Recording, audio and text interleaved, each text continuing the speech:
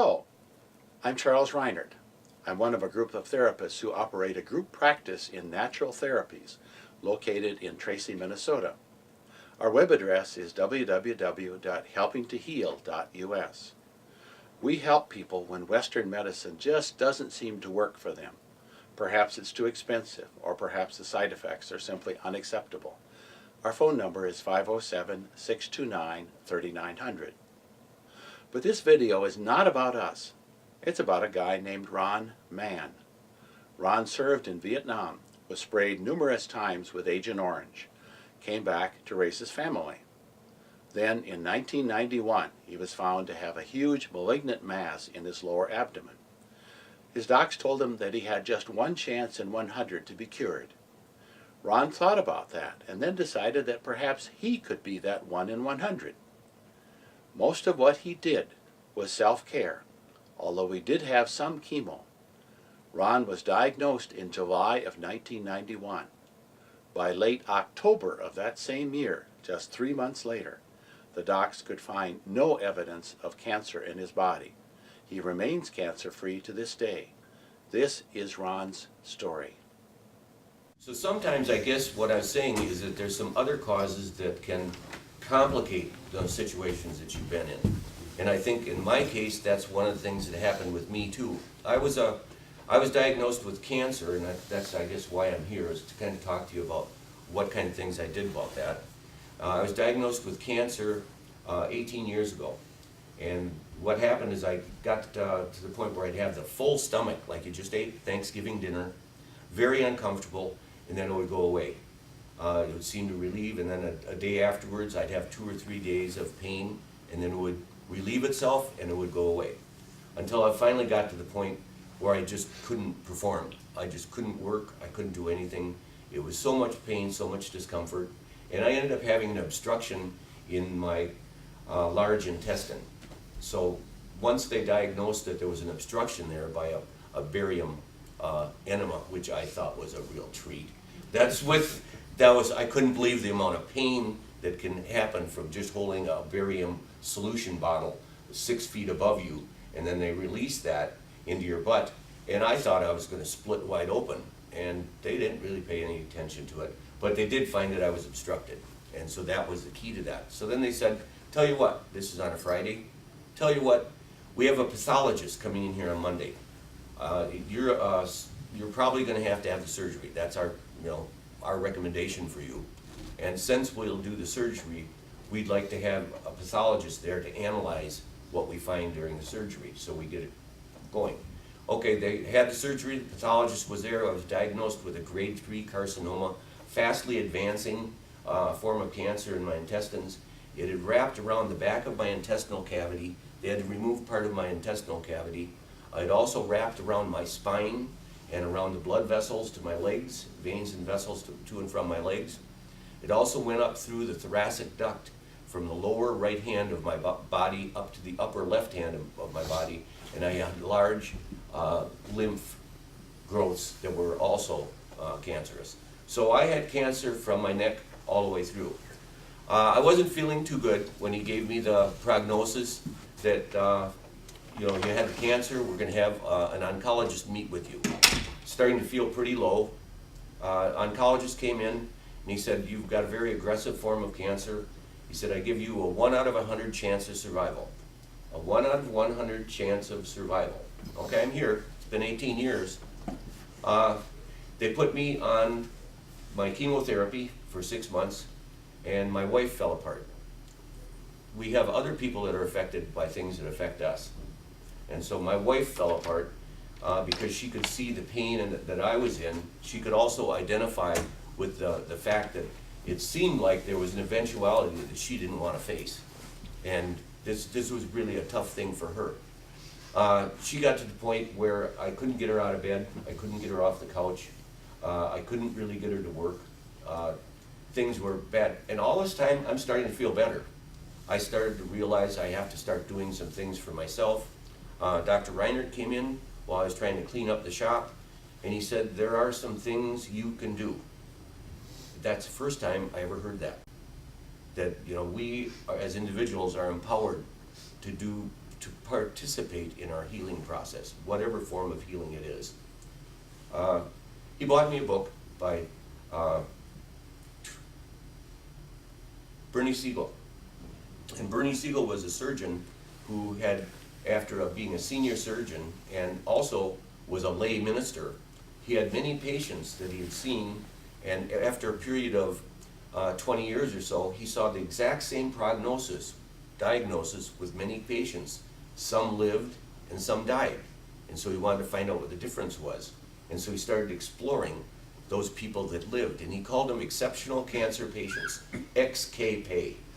And those people were the ones that he wanted to investigate, and it had to do with their mental mindset. One fellow came in, and he had colon cancer, and the doctor said, well, we're going to have to operate and, take care of the obstruction. And he said, I can't. He said, this is the spring. I'm a gardener. This is the busy time of the year. I can't do it now. So that was the last they saw of him. But 5 or 10 years later, he showed up on their appointment list in the doctor's office, and the doctor said, well, you've been able to control it pretty good. You finally came in for the operation. He said, no, he said, I got a hernia. He said, I don't have a problem with the cancer anymore. Okay, so how do these people do some of these things was some of the things that I thought. Part of it that I learned is that we all have to constantly assess ourselves, try to find out what kind of a person we are, what our abilities are, what we know, what we can do. I had a director of secondary education in Litchfield when I was teaching. He said, Ron, he said, what do you see yourself as? And I said, what do you mean? He said, in life, I've always seen myself as a salesman. He said, I can sell anything to anybody. He said, I always take something in the form of sales. I put it in the framework of sales, and I present it as sales, and I try to win over people to my way of thinking, or I try to get that idea or thought to them. And I said, okay, then basically, probably I'm a mechanic. I'm always trying to fix things. And maybe a teacher, because I'm always trying to teach other people how to fix things too. And based on that assessment, then I started to try to see if I could develop a plan. Okay, what kind of a plan was I going to try to take as far as trying to cure cancer? First of all, I had 4 kids in school still. And the oldest one was severely handicapped, possibly a function of Agent Orange, don't know. The other 3 were in school. They hated to come home when I was strung up with IVs in the living room and I could barely move. I had to use 2 hands to go up and down the stairways. I had 2 surgeries in a week and a half. The one surgery was the original one where they stripped as much out and they couldn't take much of the cancerous tissue out.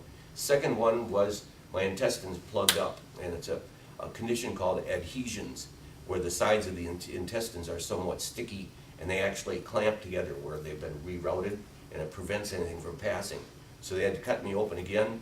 With that one, I was in the hospital for 10 days. I overdosed on morphine. I hallucinated. I was in tough shape. I lost 30 pounds in 10 days. 30 pounds in 10 days. I gained all of that back and then some. But that's when I had to take hold of myself. And I found myself crying on the phone to my brother, and I started to realize, this is unfair. I felt sorry for myself. Now I'm trying to spread that sorrow to other people. I have to take charge of this myself and somehow do something. So I started, first of all, realizing that I have to accomplish something every day. Otherwise, I'm not me. Something good has to happen each day. So the first day, I took all the switch plates and covers and all the outlets, everything in the whole house, took them all off, took them up to the kitchen sink, scrubbed them with toothbrushes, cleaned them all up, put them all back on, and I felt great. I had accomplished something. It was a good day. Then I started to realize there wasn't enough room in the medicine cabinet to hold some of the things, and there was a lot of dead space in the medicine cabinet, so I put sub-shelves in the medicine cabinets and in some of the other cabinets so you could double the capacity of the cabinets. I felt good. Then I went on the long shot, and I went down to Taylor's Pharmacy, Taylor's hardware store, lumberyard, ordered a garage door that I always wanted to put in, and I built a short deck off in the back of my garage, and it took me almost 4 hours to auger a 4-foot hole down in the ground because I didn't have any strength. There was nothing left. All my muscles had been eaten up alive. And I got the thing in, I got the deck up, and it was another way you could now go from the garage to the outdoor deck without having to go through the kitchen. I felt good. That at the same time as I was starting to accomplish things for myself, I started to feel better myself physically. Now each day, and part of my plan was, if you can kind of follow this, that I felt that as a teacher and as an owner of my body, that I had a right to instruct my body to do some things. And so one of the things I thought was, okay, if you take your finger and you touch it to a flame, your finger immediately comes back from the flame and senses that it's hot. It's been pretty much established, the same cells material that we have in all the cells in our body is also brain and thinking type material. So that very probably your finger, as a thinking cell system, pulls itself out of the flame and you don't have to process it. Okay, if this is true, that the cells are part of your body and they're thinking parts of your body, then I should be able to talk to them. And so I would spend some time each day or each night before taking a nap or going to sleep, talking to my cells. And I would lay down on the table. I try to have sort of lay down on a chair or couch, bed. I'd try to see if I could have some kind of quiet, soothing music on. I'd visually, and we come to visualization and imagery, where you're kind of using your mind and your optical system, although your eyes are closed, trying to imagine something. So I imagined a zipper on my stomach, and I could open the zipper, I could open up my stomach, and then I could see all my intestines. And so with the intestines there, and it just seemed like they were just in the way, so I could move them out of the way, and I could find the cancer tissue, and it kind of reminded me of the pictures you have of brain tissue. And so when I looked at the cancer tissue, then I tried to think about Pac-Man. Of course, that's what you'd think of when you're looking at brain tissue, is Pac-Man. And I try to visualize Pac-Man gobbling up the power pellets. And I try to imagine him just like kernels on a cob of corn, bloop, bloop, bloop, bloop, bloop, and I visualize and listen to the sound of the Pac-Man coming across, and I would fall asleep, while listening to that and watching it. When it came to October, and I was, participating in this, trying to see if I can keep healthy. I was eating healthy. Things tasted like cardboard. I had to try to see if I could revitalize my system. There's a condition called, it'll come back to me. As you get older, these things wander. There's a condition that involves sloughing cells. When you're working with chemotherapy, it affects both ends or all ends of your system. And in the case of the intestinal system, it's your mouth and your butt. And so, I wish I could remember that. What you do is you take the chemo level up to the point where you kill those cells and then back off. So this is all nice and good, but now you've got a raw butt and a raw mouth with all sorts of dead cells in it, and it's sore. We finally were able to get that kind of stabilized, but that left my taste buds and my butt sore, and it left me with a lot of discomfort. I was originally diagnosed in July. By October, I was starting to feel pretty good. I asked the doctor, am I going to be able to see Christmas? And he said, you'll probably be able to see this Christmas.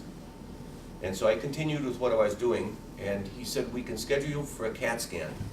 Next appointment, when you come in for your chemo. We'll do the CAT scan before, you can do your chemo, and then you can come back and we'll review the results of the CAT scan. He said, I don't know how to tell you this when I went into his office reviewing the CAT scan, but he said, you don't have cancer anymore. Okay, joyous. This was a good time. This is a big time in my life, and I went out and bought a lottery ticket. That's the only time I've ever bought a lottery ticket, and I thought that, if this was that much of a winner, it should continue to be a winner. Well, I lost there, but I should have known, the chances of you winning are like Elvis Presley landing on a Loch Ness monster. It's just not going to necessarily happen. That wasn't part of my plan. Okay, so we continued the chemotherapy. I've been healthy ever since. My wife immediately popped out of her depression. When it came to the rest of my healing, I had to try to keep with the things that my parents told me, and everybody always told you that eat right, sleep right, keep physically active, and take care of yourself, and you've got a good job of healing, and you'll continue to be that way. So I kind of continue in that vein. There's